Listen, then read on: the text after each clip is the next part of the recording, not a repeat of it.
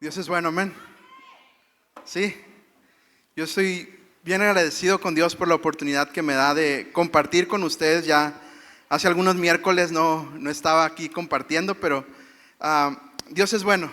Y Él hablaba a mi corazón a través de este capítulo de Hebreos, y creo que también lo va a hacer hacia su corazón. Así es que disponga su corazón y vemos que Dios tiene para hablar a nuestras vidas. Y ya teníamos unas semanas que no hablábamos de Hebreos, y quiero recordar más o menos lo que ha estado pasando. Si tú no habías venido semanas pasadas o es la primera vez que estás aquí, lo que Hebreos está hablando es acerca de Jesús, y nos hace comparaciones en los capítulos anteriores de cómo es que esto se ve.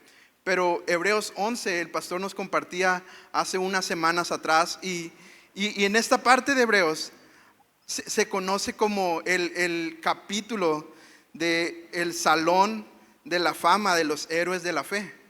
Si tú te acuerdas de esto, hablaba de estos héroes de la fe y cómo es que ellos por fe, ¿no? Hablaba de esta idea de cómo es que la fe nos lleva a hacer estas hazañas para muchos, o estas cosas tan impresionantes. Y en esta idea es como llegamos al capítulo 12 de Hebreos. De esta manera es que llegamos al capítulo 12, y el autor de Hebreos nos pone este capítulo 12, y ha estado mencionando como con esta metáfora, ¿no? La idea de una carrera. La idea de si tú has visto, a mí me gustan mucho las olimpiadas, me gustan mucho los deportes, no correr, evidentemente, pero sí las olimpiadas, ver el atletismo, y miras el estadio y como muchos, o hay pistas, no hay como 10 pistas, y depende la competencia, hay de 100 metros, 200 metros, 500 metros, 1000 metros, ¿no? Y luego hay maratones, y más o menos eso es lo que nos pone en este capítulo número 12 el autor de Hebreos. Y con esta idea en nuestra mente, recordando lo que vimos en el capítulo número 11 y viendo lo que está aquí en el capítulo número 12, podamos estar en nuestros corazones y poner como esta atmósfera, ¿no? Este momento para entender un poquito más de lo que va a estar hablando el capítulo 12. ¿Y por qué no me acompañas a orar? Señor Jesús, gracias porque tú eres bueno, y gracias porque tú eres fiel. En tus manos pongo mi vida. Yo sé que tú ya has hablado a mi corazón, y yo solo quiero compartir de la manera más fiel lo que tú has hablado a mi vida a través de este capítulo número 12 de Hebreos. Que mis hermanos puedan ser edificados a través de tu palabra, y que puedan ser exhortados, redarguidos, animados conforme a tu voluntad, y por lo cual esta palabra va a ser dada. Gracias, Jesús, tú eres bueno, tú eres fiel, y tu palabra nunca regresa vacía. Amén. Amén. Entonces, ¿por qué no me acompañas ahí en tu Biblia a Hebreos número 12, capítulo número 12 de Hebreos? Y si no tienes tu Biblia, va a aparecer aquí en la pantalla, e inicia de la siguiente manera. Hay un título que dice: puestos los ojos en Jesús. Y esto lo voy a estar recordando constantemente, porque es algo que quiero que, si algo nos vamos a llevar esta tarde, quiero que esto pueda ser un punto muy importante: puestos los ojos en Jesús. Voy a tratar de hacerlo, que me alcance el tiempo para dar todo el capítulo. Y yo recuerdo que una de mis primeras predicaciones que yo compartí hace algunos 10 años fue justamente en este capítulo, pero solo me enfoqué en los primeros versículos. Tiene mucho que yo pudiese dar, entonces poder comprimir y hablar de todo para mí fue un reto, pero voy a tratar de hacerlo. Ténganme paciencia, ¿está bien? Inicia de la siguiente manera: por tanto, nosotros también, teniendo en derredor nuestro tan gran nube de testigos, despojémonos de todo peso y del pecado que nos asedia, y corramos con paciencia la carrera que tenemos por delante. Si recuerdas, te decía cómo el autor de Hebreos pone la vida de fe cristiana como una carrera. Y él inicia este capítulo 12 diciendo: por tanto. Por tanto hace una conexión con el capítulo anterior, que habla de los héroes de la fe. ¿Te acuerdas que te lo decía hace un momento? Entonces está diciendo el autor de Hebreos, lo que te voy a contar a continuación es, por tanto, o sea, porque tenemos este ejemplo, porque tenemos estos héroes de la fe, por tanto, por ese motivo, como hace una conexión en el capítulo 11, no está como despegado, sino está junto, dice, por tanto, por tanto, esta frase lo juntó, dice, nosotros también, teniendo en derredor nuestro tan gran nube de testigos. Buscaba a qué hace referencia esto y encontré como tres comentaristas que unos comentaban esto. La primera es que se entiende que estamos en esta carrera atlética, en un estadio, y tenemos a estos héroes de la fe viéndonos a nosotros correr. Y muchas veces nos estamos cansando, pero dice, por tanto, porque tenemos como este ejemplo, nosotros como que volteamos a las gradas, ¿no? Y miramos a Abraham, miramos a Isaac, podemos ver a estos héroes de la fe y como que nos inspiran y podemos seguir adelante. Pero otro comentario era que son ellos quienes están corriendo y nosotros los estamos viendo. Que nosotros estamos desde las gradas viéndolos a ellos. Y entonces vemos como su vida de ellos, y eso nos inspira a nosotros para también seguir adelante. Y otro comentario que escuché, que leí, era la palabra esta de testimonio. Su raíz en el griego viene como de testigos, perdón. Su raíz viene de testimonio. Tenemos estos testimonios, y es por esos testimonios que podemos nosotros ahora correr también. Entonces, tenemos estas como tres comentarios que yo miraba, y eran muy interesantes verlo. Ya sea que yo entienda que yo estoy corriendo en la pista y ellos me están viendo a mí, o ya sea que ellos estén corriendo y yo ahora que tengo esa historia, ahora yo les estoy viendo correr a ellos. Ahora tengo esos testimonios también de cómo ellos por fe alcanzaron estas cosas. Así también yo puedo hacerlo. Y sigue diciendo, despojémonos de todo peso y del pecado que nos asedia. Hace un tiempo fui a correr con Gadiel. Aquí anda Gadiel. Hace un tiempo fui a correr con él. Estaba en mi modo fitness. Y yo recuerdo que estaba eligiendo ropa para ir a correr, ¿no? Entonces dije, pues me voy a poner un pants, los tenis más cómodos que tenga y una camisa que no sea, pues que esté bien, que no transpire mucho, que pueda tener ventilación, ¿sabes? Traté de no llevarme ni el teléfono, y creo que también Gadiel no se lo llevaba, ¿verdad? También no se lleva el teléfono. Y esta idea es como de correr. Cuando tú estás haciendo ejercicio o has intentado hacer ejercicio, correr, hacer un deporte, normalmente tratas de tener la ropa más adecuada. Tal vez un shorts, una camisa o blusa más adecuada. No vas con las botas del trabajo a correr, a hacer deporte, o con un pantalón de mezclilla. Rara vez lo haces. Recuerdo una vez que subí el Cerro Colorado con unos amigos, y creo que fue una mala idea subir con pantalones skinny ni tenis, Vans. Era como que no fue muy buena idea, porque no traía la ropa adecuada. Pues de esa manera, acá lo que nos está diciendo el autor de Hebreos es, ya que la vida de fe es como una carrera, despójate de todo peso y del pecado que nos asedia. ¿Qué quiero decir con esto? Hay cosas, y cuando miraba todo el peso y el pecado que nos asedia, quiero decirte esto: hay cosas que no son pecado meramente, pero tal vez son un peso que nos están estorbando. Tal vez hay cosas en tu vida que es cierto, no es pecado, pero tal vez sí son un peso extra que le estás poniendo a tu vida de fe, y así estás corriendo. Y yo oro al Espíritu Santo para que pueda redarguir en tu corazón qué son esas cosas que son un peso que no tienes que estar cargando, y tienes que despojarla, porque tal vez no son un pecado como tal, pero tal vez sí son un peso, y ahí vas corriendo esa carrera.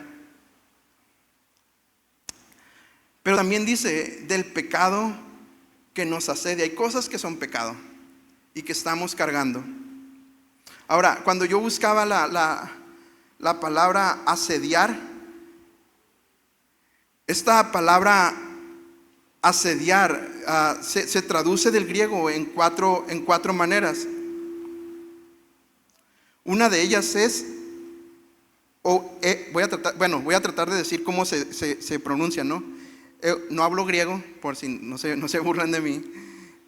Euperistatón. Asediar es como esta idea de euperistatón. ¿Está bien? Euperistatón. Ya aprendiste una palabra. Euperistatón es como asediar. Y esta palabra se traduce en cuatro formas. Una de ellas es fácil de evitar. La otra es admirado.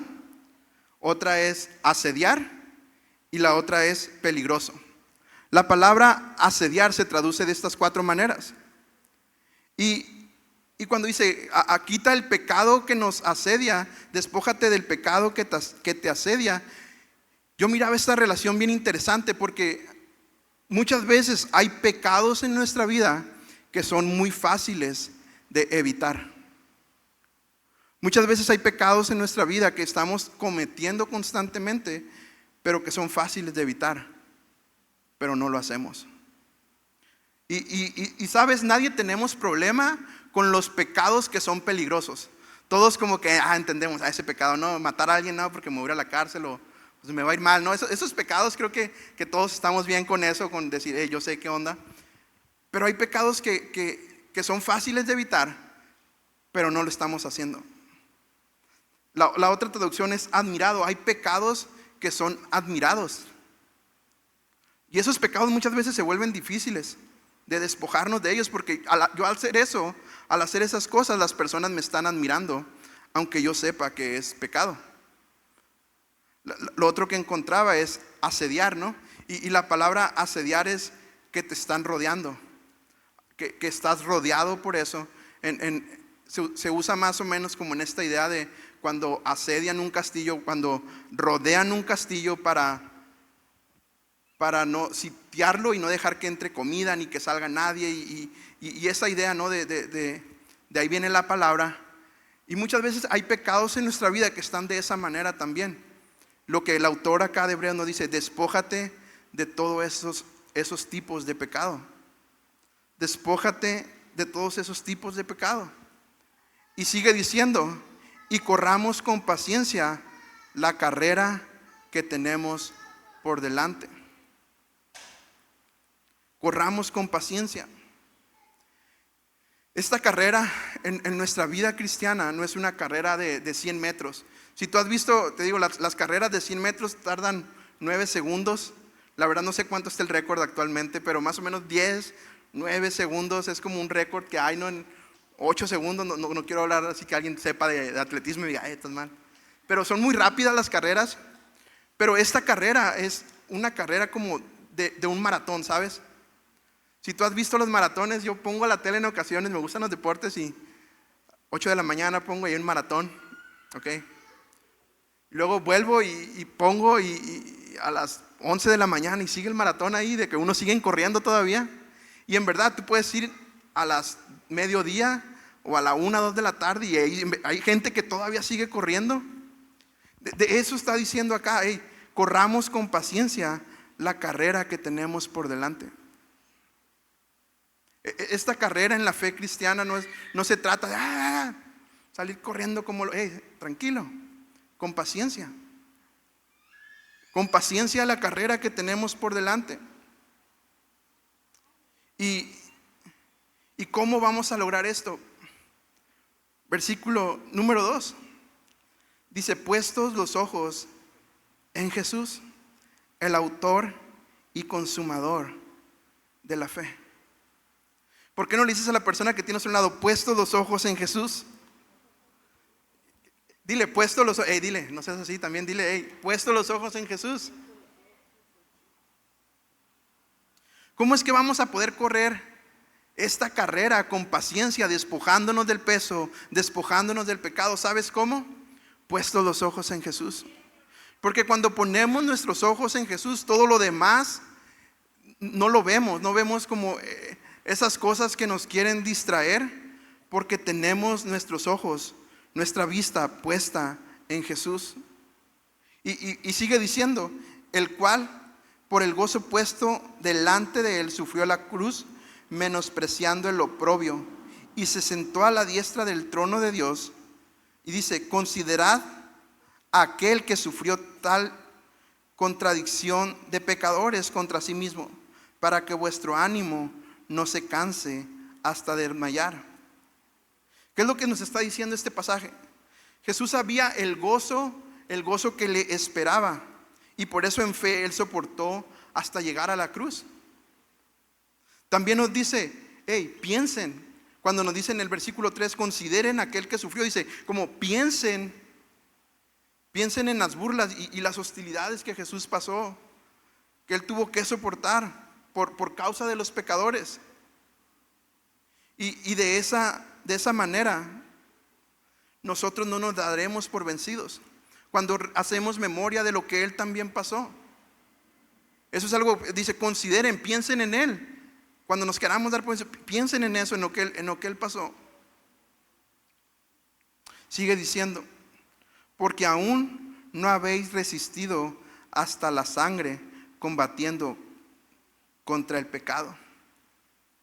Versículo número 4, porque aún no habéis resistido hasta la sangre combatiendo contra el pecado. En ese momento, a esta comunidad de cristianos estaban pasando unas circunstancias bien difíciles. Lo vemos en Hebreos 10, lo voy a hacer referencia nada más para que podamos ver Hebreos 10, 32 y 34. Dice, acuérdense de los primeros tiempos, cuando recién aprendían acerca de Cristo.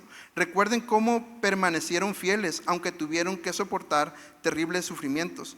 Algunas veces los ponían en ridículo públicamente y los golpeaban. Otras veces ustedes ayudaban a los que pasaban por lo mismo. Sufrieron junto con los que fueron metidos en la cárcel, y cuando ustedes les quitaron todos sus bienes, lo aceptaron con alegría. Sabían que en el futuro les esperaban cosas mejores que duran para siempre. Hebreos 10 es un contexto de lo que está diciendo acá. Entonces, por eso el autor de Hebreos les está diciendo, hey, porque aún no habéis resistido hasta la sangre, aún no los han matado por la fe. Por eso tienen que aguantar. Por eso tienen que soportar. Miren a Jesús, Él soportó hasta la cruz. Ustedes, sí es cierto, tal vez están padeciendo, pero aún no llegan hasta la sangre. Aún no llegan hasta tener estas circunstancias. Y algo como si yo lo pudiese decir en mis palabras es, ¿a poco sí? Mira, Jesús ya murió en la cruz, y tú, no, mi hijo. Como que es que el hermano no me saludó. ¿Sabes? Muchas veces nos pasa eso. Yo lo digo por mí, es que si supieras, ¿no? El pastor, no, hombre, ¿para qué te cuento? O el hermano que está en la entrada, mira, entré y ni cuenta se dio que llegué. O no, a mí no me pusieron este mes en el rol de alguna actividad en la iglesia. Muchas veces vemos esas circunstancias como cosas que son tan difíciles. Y lo que acá nos está diciendo es, hey, tal vez estás pasando algunas dificultades. Tal vez estás pasando, pero no has llegado hasta la muerte. ¿Sabes cómo es que vamos a resistir todo esto? Puestos los ojos en Jesús. Dile que tienes a un lado, puestos los ojos en Jesús. Y acá empieza algo bien interesante, miren.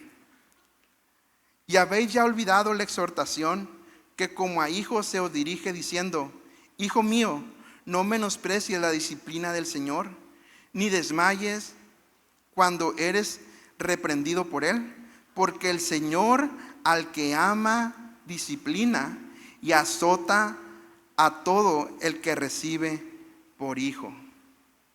Santo Cordero. Lo que el autor acá en Hebreos está haciendo es decirle, hey, las dificultades y sufrimientos que están pasando tienen un propósito. En ocasiones a nosotros nos pasa lo mismo cuando pasamos por adversidades.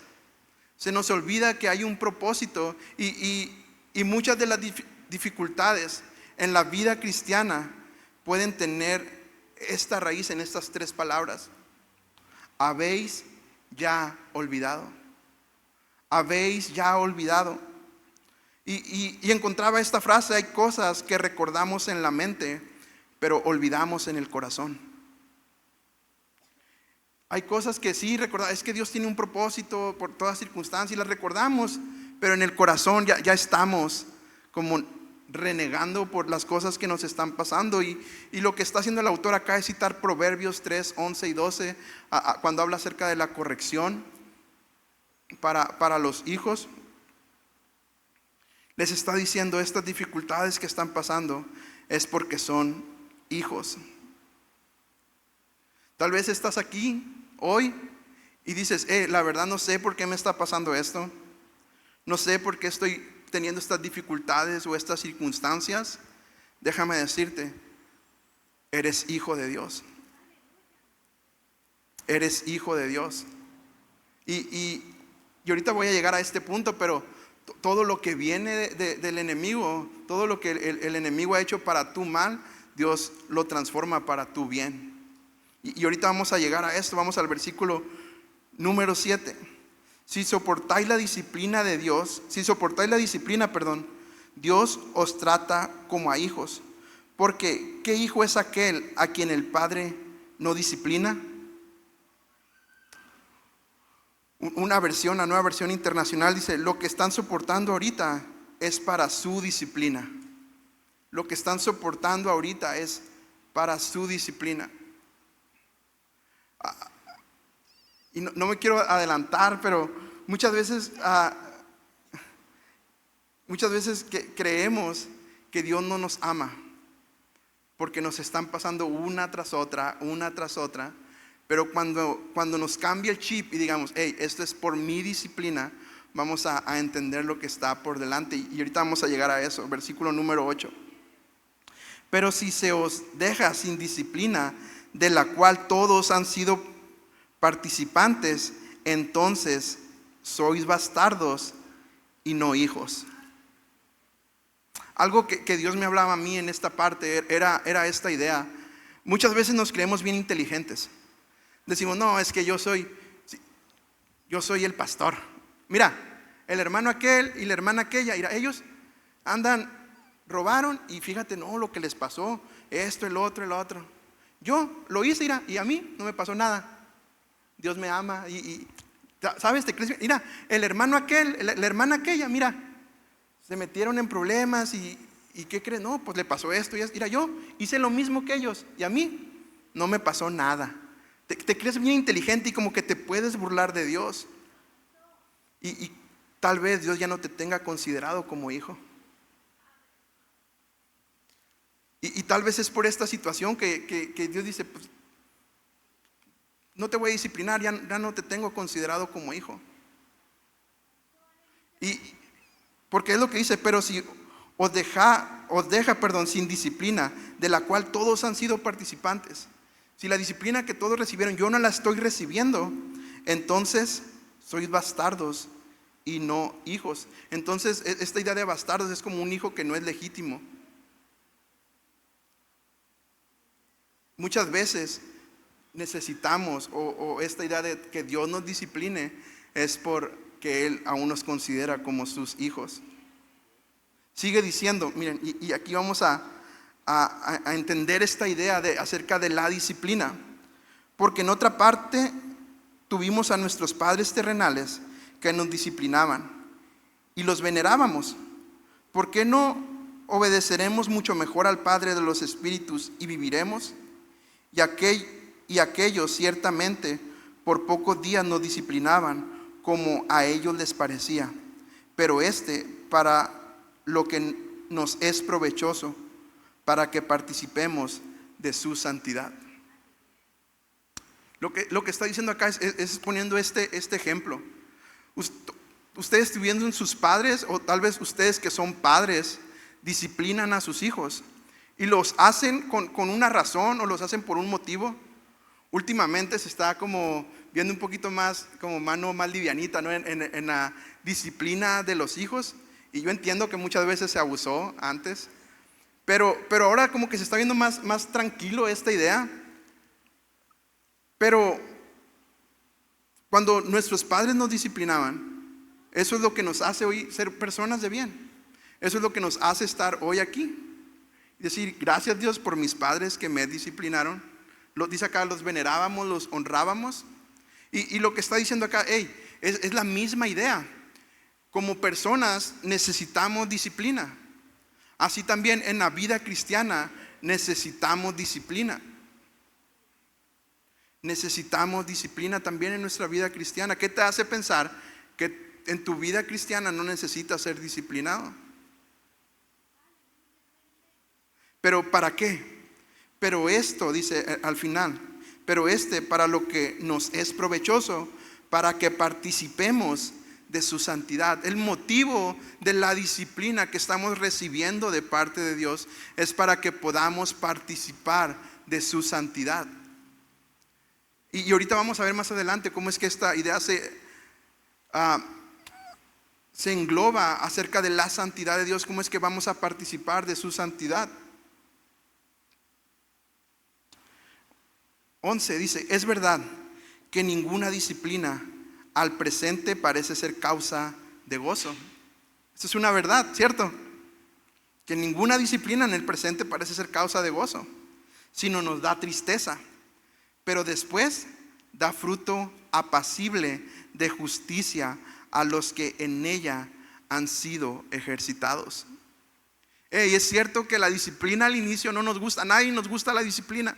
Cuando tú le dices a tu hijo, no hagas esto, no vayas a aquel lugar, no te voy a poder comprar eso, no te has portado bien. El niño hace berrinche o el hijo rezonga, ¿cierto? Tal vez tú fuiste hijo o eres padre y identificas esta idea. Muchas veces Dios hace lo mismo con nosotros y nos disciplina. Y muchas veces nosotros también rezongamos, pataleamos, nos ponemos bien rebeldes. Porque ninguna disciplina al inicio es como trae gozo. Ahora, yo quiero decir esto nada más. ¿Cuál va a ser la diferencia del fruto que va a producir las dificultades que estamos pasando? Acá dice, después da fruto apacible de justicia a los que en ella han sido ejercitados. ¿Cuál va a ser la diferencia entre si las adversidades que estamos pasando hoy en día van a tener un fruto positivo o un fruto negativo? Déjame decirte, y quiero decirte esto. Depende cómo estás viendo tú la circunstancia. ¿Lo ves como una disciplina o lo estás viendo como un castigo de parte de Dios? Porque muchas veces estamos pasando cosas y más de reflexionar en nuestra vida, le echamos la culpa a Dios. Es que me está castigando, ¿sabes? Más de decir, Dios, gracias porque me amas, porque soy tu hijo y me estás disciplinando. Entonces, recapitulando,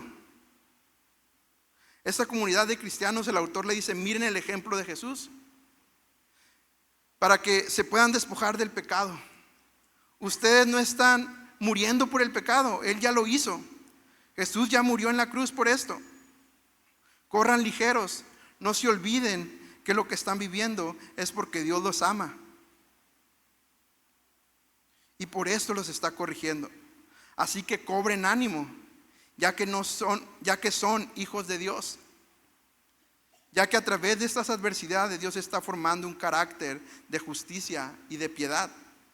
Así como un padre a un hijo lo disciplina, es normal también que en nuestra vida cristiana Dios nos discipline. Y quiero aclarar esto. Lo que acabamos de leer no está diciendo que Dios está castigando a los creyentes, sino que las adversidades que están pasando, Dios las está utilizando como una disciplina para transformarlos y fortalecerlos. Entonces podemos decir que al pasar por dificultades son una bendición cuando entendemos el resultado que tendrán en nuestra vida. Cuando vemos el resultado que estas dificultades van a tener, entonces esas dificultades se vuelven una bendición. Quiero ponerte este ejemplo. Yo ahorita estoy dando clases de música a algunos de los jóvenes que andan aquí y les pongo algunos ejercicios, ya sea en el piano, en el bajo, en la guitarra, y y les duelen los dedos. Usted te puede acercar con ellos y te dicen, es que me duelen los dedos, porque están creando esta disciplina en la música. Tus músculos se están haciendo más fuertes, y luego algo que le llamo es memoria muscular. Están ejercitándose tus dedos, están agarrando una disciplina y duelen. Pero en un futuro, en 6 meses, en un año, tú los vas a ver aquí tocando. Pero al principio esta disciplina era dolorosa, pero el fruto que esta disciplina va a traer es un fruto de gozo, de paz. Es lo mismo en nosotros, en nuestra vida. Ahorita estamos tal vez atravesando circunstancias difíciles, pero esta disciplina que estamos atravesando en un futuro va a traer gozo. Y continúa la siguiente idea. La siguiente idea dice, los que rechazan la gracia de Dios. Y conecta esta idea y dice, por lo cual levantad las manos caídas y las rodillas paralizadas, y haced sendas derechas para vuestros pies, para que lo cojo no se salga del camino, sino que sea sanado. Esta frase de por lo cual es similar a la que miramos al inicio de este capítulo. Conecta esta idea con la anterior, con todo lo que nos ha estado hablando. Despójense de todo el peso del pecado. La disciplina que están recibiendo es porque está creando en ustedes un fruto. Y es lo mismo, por lo cual el autor nos está diciendo, ya que sabes todas estas cosas, que Dios te ama, que Dios te ve como hijo, levántate, levanta las manos caídas y las rodillas paralizadas. Les está diciendo, cobren ánimo, no se desanimen, vamos hacia adelante. Y esto es un paralelo con Isaías 35. Si tú ves, por el tiempo no puedo ir a Isaías 35, pero anótalo y léelo en tu casa.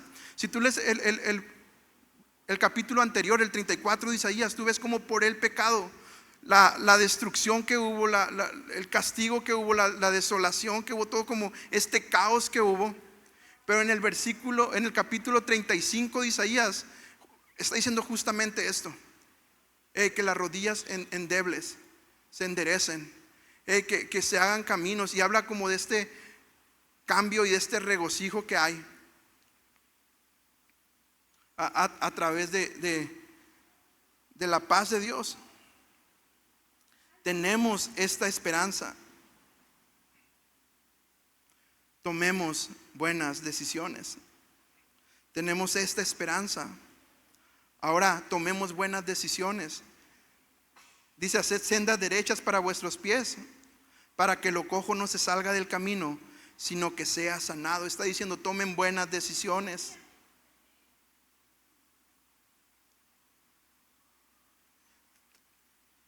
Sigue diciendo, y este es uno de mis versículos que me sé de memoria: seguid la paz con todos y la santidad, sin la cual nadie verá al Señor. Seguid la paz con todos, versículo 14, y la santidad, sin la cual nadie verá al Señor. Una vida cristiana se diferencia por tener paz con las personas y santidad con Dios. No podemos hablar de cristianos si no tenemos estas características.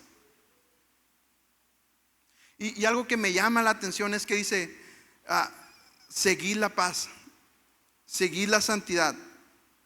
En otra traducción dice, esfuércense por tener paz con todas las personas, esfuércense por tener santidad.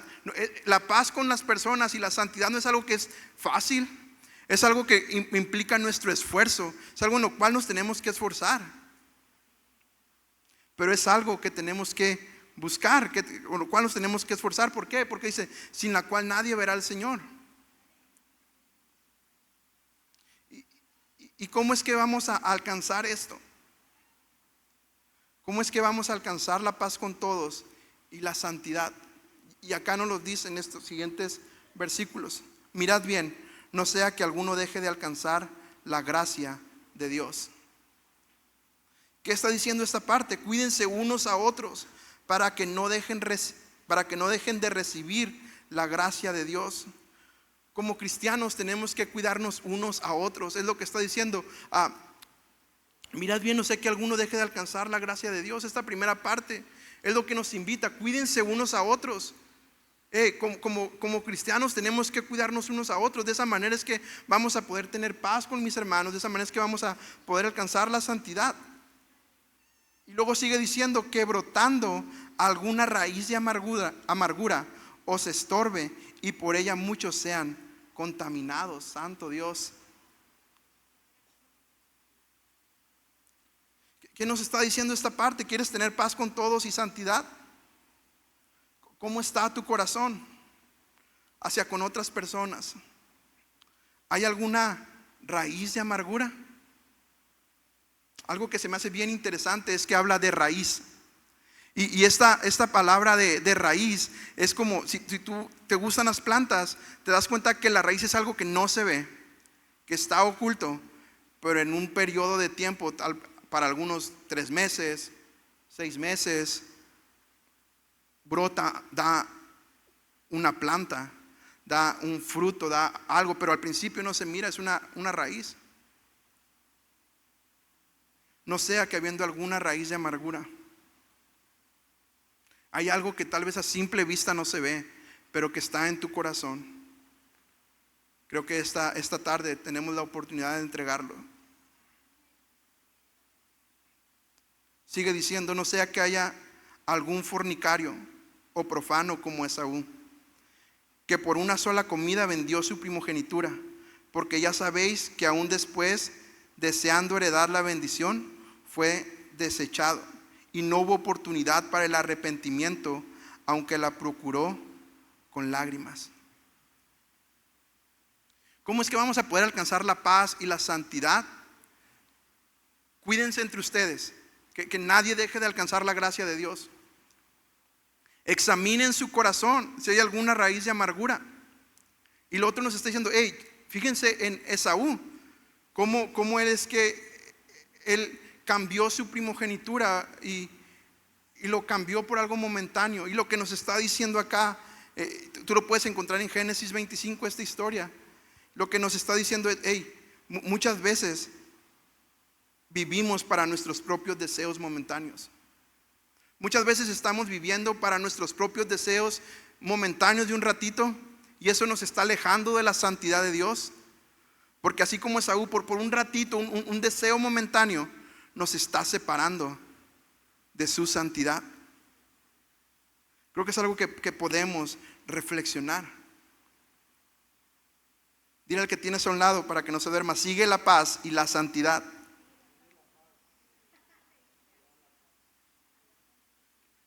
Sigue la paz y la santidad. Y esta última parte termina de la siguiente manera. Y nos está hablando de cómo es que la santidad de Dios se manifestó en estos 2 montes. Y lo vamos a ver acá. Porque no os habéis acercado al monte que se podía palpar y que ardía en fuego, a la oscuridad y las tinieblas y a la tempestad, al sonido de la trompeta y a la voz que hablaba, la cual los que la oyeron rogaron que no les hablase más, porque no podían soportar lo que se ordenaba. Si aún una bestia tocar el monte, será apedreada o pasará con dardo. Y tan terrible era lo que se veía que Moisés dijo, estoy espantado y temblando. Tú puedes encontrar esta historia en Éxodo 19 y cómo en el monte Sinaí esto estaba pasando.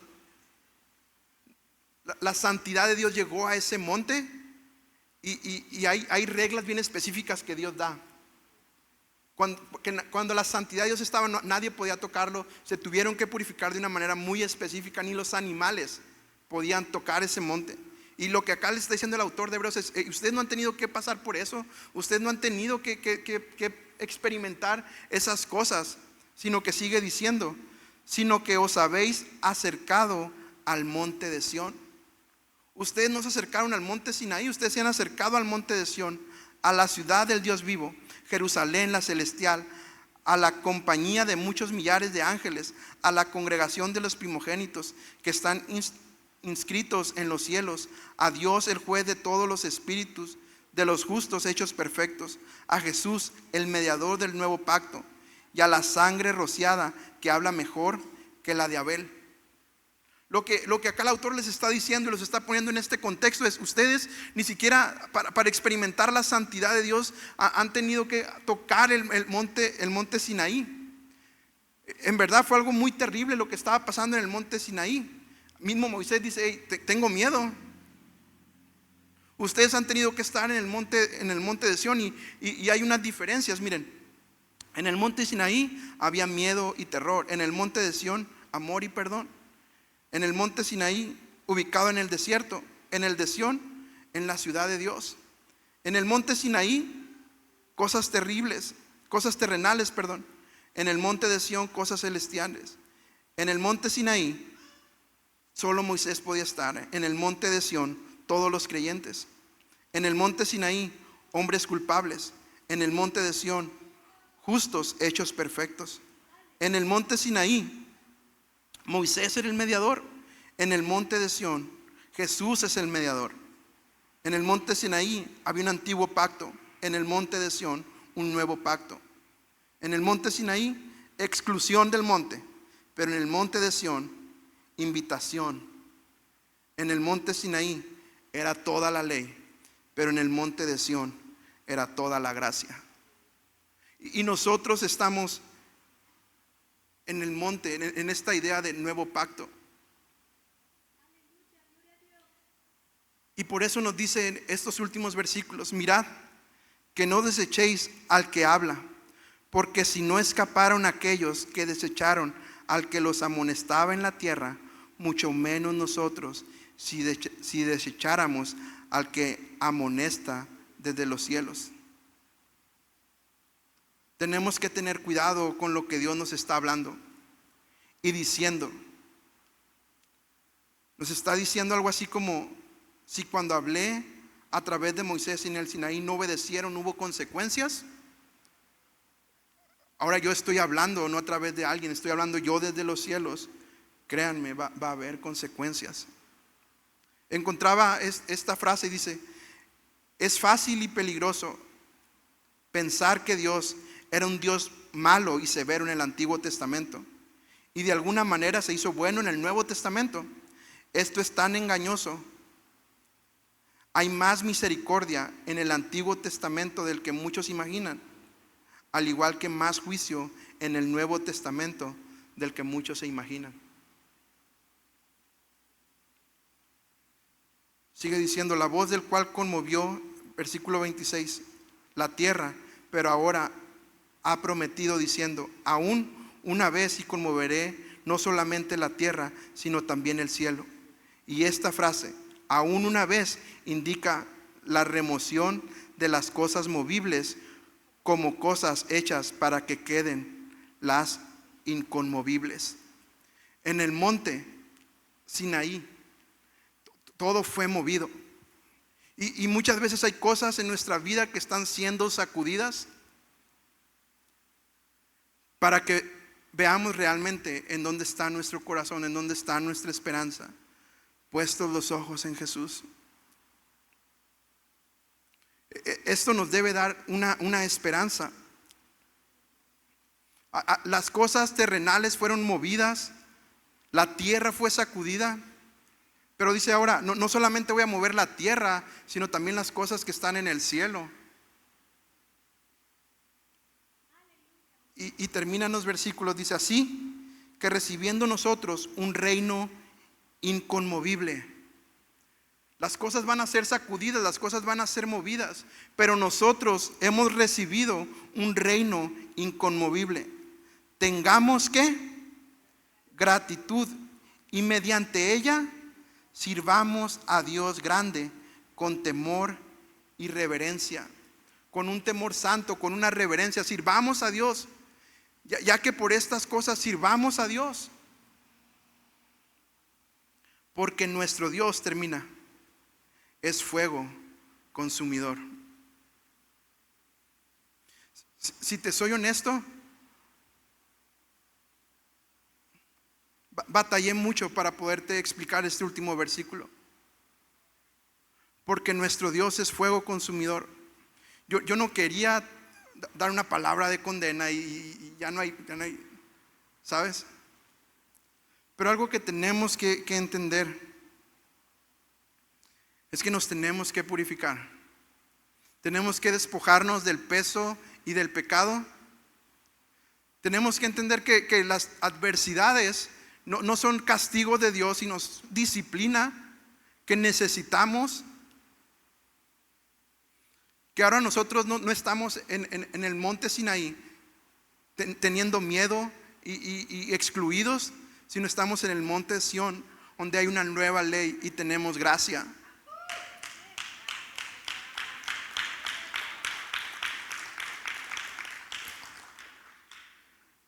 Lo que ahora nosotros estamos recibiendo no es conmovido, es algo inconmovible. Porque nuestro Dios es fuego consumidor. Te puedes acercar a Dios de dos maneras. Te puedes acercar a Dios teniendo miedo porque Dios es fuego consumidor, o te puedes acercar a Dios teniendo gratitud porque Dios es fuego consumidor. ¿En qué está la diferencia?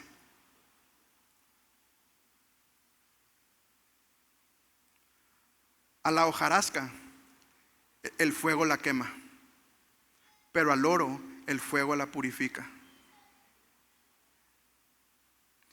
Dios es fuego consumidor, pero ¿qué eres tú? ¿Hojarasca? ¿Hierba seca? ¿O eres oro? ¿Estás procurando ser oro? El fuego consumidor de Dios, Él puede consumir todo el pecado que pueda haber en ti tal vez este día. Tal vez nos da miedo y estos últimos versículos tal vez nos los han dicho como Dios es fuego consumidor. Sí, pues gracias Dios por ser fuego consumidor, porque tú consumes el pecado que hay en mí. ¿Por qué no te pones de pie? Hebreos 4:16 termina diciendo esto: acerquémonos pues confiadamente al trono de la gracia para alcanzar misericordia y hallar gracia para el oportuno socorro.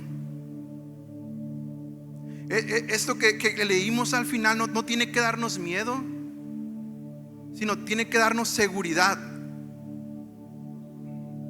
de que ahora lo que estamos haciendo es inconmovible. Las adversidades que estamos pasando es para forjar un carácter en nosotros y estar en un lugar que es inconmovible. ¿En qué estás poniendo tu confianza? ¿En cosas que se mueven o en cosas que no se mueven? En lo inconmovible, en la roca que es Dios. ¿Te da miedo que Dios sea fuego consumidor?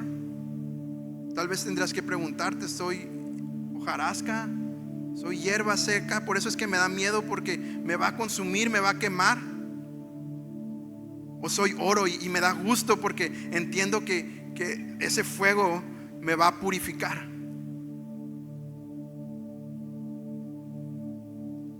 ¿Por qué no me acompañas a orar? Señor Jesús, gracias. Gracias por hablar a nuestros corazones y a nuestras vidas. Te pido como así que esta palabra hablada a mi corazón pueda hablar a la vida de mis amigos, de mis hermanos, y pueda caer en tierra fértil. Que nos despojemos de todo lo que nos estorbe, de todo el peso, que corramos con paciencia, que las dificultades que estamos enfrentando hoy en día podamos saber que son disciplina. Si no entendemos el porqué, que podamos saber que hay disciplina, que tú nos amas y nos ves como hijos, y muchas veces es por eso que estamos pasando estas adversidades. Señor, que busquemos la paz, que sigamos la santidad.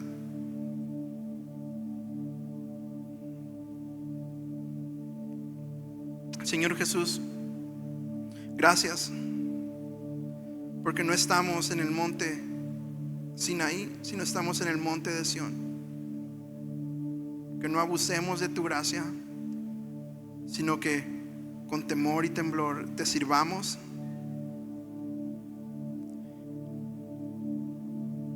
Que el saber que tú eres fuego consumidor, eso nos alegre al saber que tú nos purificas con ese fuego, y no que nos dé temor.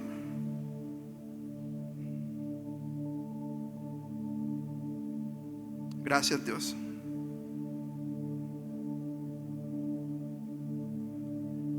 Gracias, Jesús. Amén.